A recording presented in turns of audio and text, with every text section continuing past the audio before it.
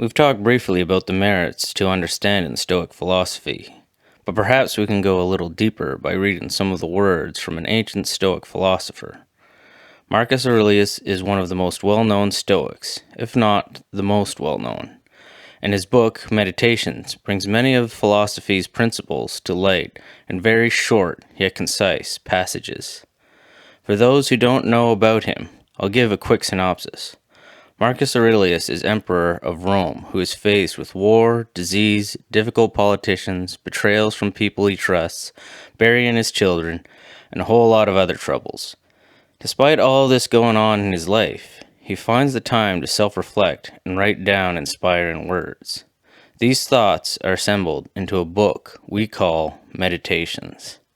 It reads almost like a journal or diary comprising more philosophical thoughts than day-to-day entries. Let's take a look at some of his passages. Ignoring what goes on in other people's souls. No one ever came to grief that way. But if you don't keep track of what your own soul is doing, how can you not be unhappy? Don't ever forget these things. The nature of the world. My nature. How I relate to the world. What proportion of it I make up. That you are part of nature and no one can prevent you from speaking and acting in harmony with it always. No random actions. None not based on underlying principles. Choose not to be harmed, and you won't feel harmed. Don't feel harmed, and you haven't been. Not what your enemy sees and hopes that you will, but what's really there. Love the discipline you know, and let it support you. Entrust everything willing to the gods, and then make your way through life. No one's master, and no one's slave. The world is nothing but change. Our life is only perception.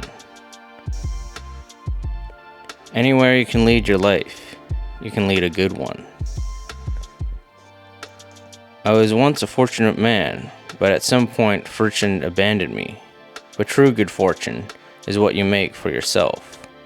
Good fortune, good character, good intentions, and good actions. The best revenge is not to be like that. Not to assume it's impossible because you find it hard, but to recognize that if it's humanly possible, you can do it too.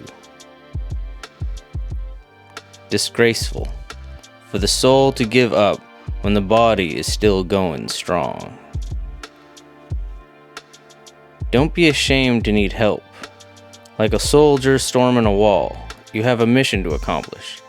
And if you've been wounded and you need a comrade to pull you up, so what? Think of yourself as dead. You have lived your life. Now take what's left and live it properly. Nothing is good except what leads to fairness, self-control, and courage and free will. And nothing is bad except what does the opposite. You can hold your breath until you're blue, but they're still going to do it. Don't let your imagination be crushed by life as a whole. Don't try to picture everything bad that could possibly happen. Stick with the situation at hand and ask, why is this so unbearable? Why can't I endure it? You'll be embarrassed to answer. Then remind yourself that past and future have no power over you. Only the present, and even that can be minimized. Just mark off its limits. And if your mind tries to claim it can't hold out against that, well, then heap shame upon it. To do harm is to do yourself harm. To do an injustice is to do yourself an injustice. It degrades you. And you can also commit injustice by doing nothing. Today I escaped anxiety. Or no, I discarded it. Because it was within me, in my own perceptions, not outside. A rock thrown in the air. It loses nothing by coming down, gains nothing by going up. Stop talking about what the good man is like and just be one. Possibilities. 1. To keep on living, you should be used to it by now. 2. To end it. It was your choice after all. 3. To die, having met your obligations. Those are the only options. Reason for optimism. Learn to ask of all actions, why are they doing that? Starting with your own. It stares you in the face. No role is so well suited to philosophy as the one you happen to be in right now.